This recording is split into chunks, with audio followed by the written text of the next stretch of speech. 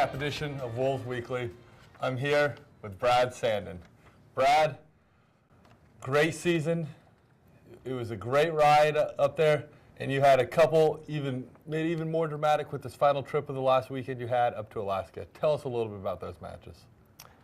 Well, Danny, it was a great year for us. The best thing about the year was that our final two matches were still meaningful. We were playing for big-time stakes, and that was great. It was a lot of teams midway through the season. It's more or less over, but we were still in the hunt, clear down to the last point that we played this year, so that was pretty awesome.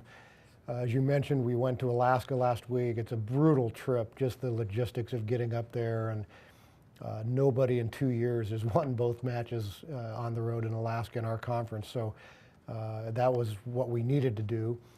We started out well. We played Fairbanks on Thursday night.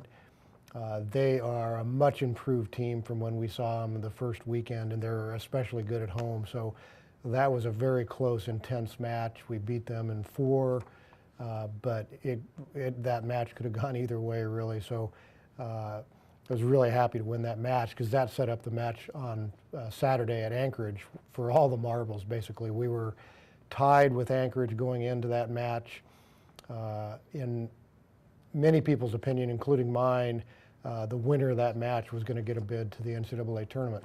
We thought the third place team in our conference was likely to get a bid, and it turned out Anchorage did finish third and got the bid. And it was a very interesting match. We won the first set. It was a huge crowd. There was lots at stake. There was lots of ebbs and flows in the match. We were really good at times, and we were not so good at times, which kind of is a characteristic of us all year long. Had a legitimate chance to win the third set. We could have gone up 2-1 on them, but hats off to Anchorage. They were able to sustain their play for longer periods, and they won that match, and I wish them well in the NCAA tournament, obviously. So ultimately we finished 4th place in our conference. Not where I want to finish. Hopefully that's the low water mark for us. I don't think we should ever finish below that. But we had a very young team. We started 4 freshmen, had a serious injury to one of our best players, Sylvia Harold. So all in all, I'm really happy and very, very proud of my players. And you had only 2 seniors on this team this year. Talk to me a little bit about your 2 seniors who I know are kind of close to your heart being here 3 years. Well, they are very close to my heart. I love them both, and I'm going to miss them a lot. Jordan Burrows has been our setter since I've been here. More than anything she does, just technically, her leadership is what really stands out to me. She's just a solid person and just a great human being. We have some highlights of Jordan. She set virtually every ball for us this year, and as I said, just was a terrific leader. Our other senior is Stephanie Beeler. Steph is the epitome of a team player. We've played her in 3 different positions, and she just never blinked. That's a picture of her getting the stuff. So Steph and Jordan, I'm going to miss them a lot. Provided us just great leadership, and the program now is completely different than it was a year ago. And I credit Steph and Jordan with the turnaround. And besides just maybe being leaders for you, both on and off the court, Stephanie Beeler was also recognized for her accomplishments on the court this year for you. She was one of 3 members of the Western Oregon team to be recognized by the conference and receive postseason honors. Tell me a little bit about the 3 of them, and we'll start there with. Yeah, Beeler, to her credit, was honorable mention for our all-conference voting. First time for her. I think she deserved it. She, for long periods of times this year, she was our best player on the court, so really happy to see her get honored in her senior year. Chrissy Kemper was voted for the second team. I thought Chrissy had a chance to be Freshman of the Year, and I think she was very close to being Freshman of the Year. She had a great campaign. For her to be selected to the GNAC All-Conference second team is a great accomplishment for her. Here's a couple of highlights of Chrissy. She led the conference in attack efficiency for much of the year, which in essence means she was the best hitter in the conference. And As I said, she's only a freshman. We're going to have her for 3 more years. So very, very excited about her being selected to the all-conference second team.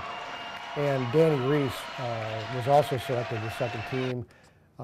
Very deserving. She's probably our key player. She does more things for our team than anybody else.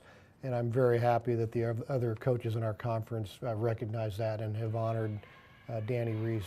Here's a shot of her hitting.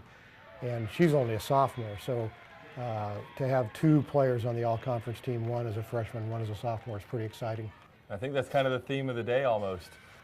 You have a lot of optimism for the future with this team, being basically that all of them next year are going to be juniors and sophomores.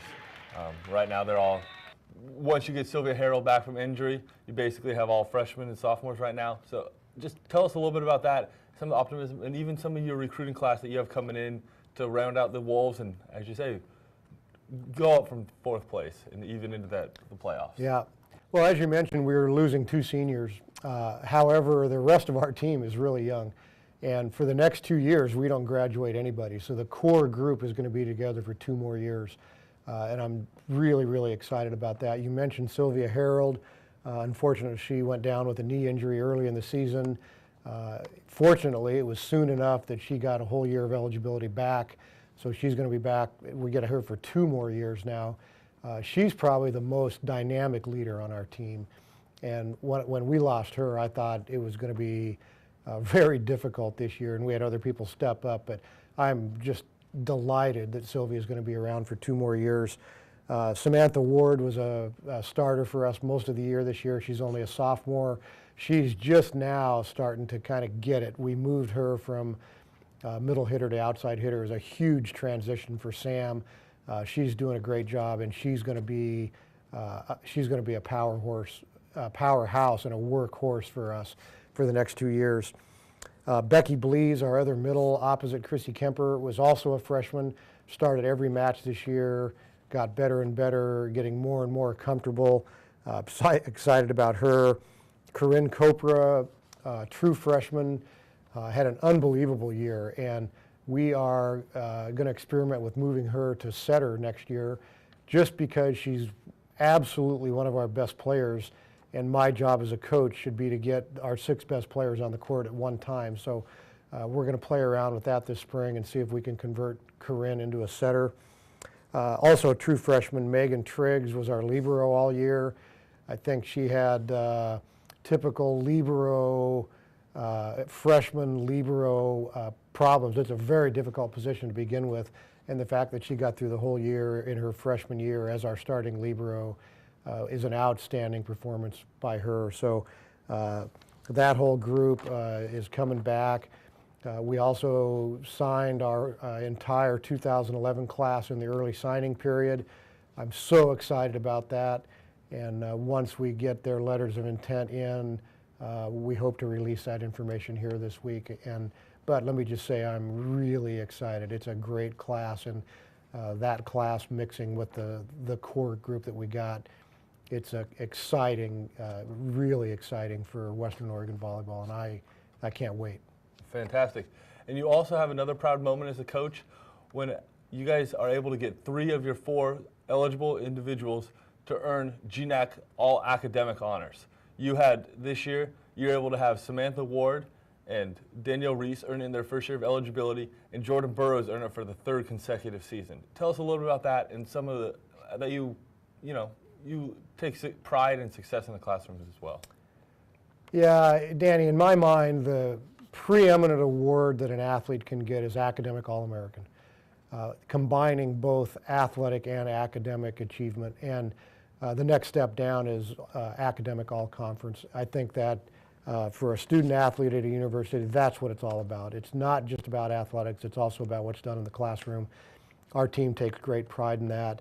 Our team has a great tradition of being solid students as well as great athletes. So, as you said, I'm really, really happy with the 3 of those. Jordan has set the tempo in all 3 years that she's been eligible. She's been first team all-conference, all-academic team.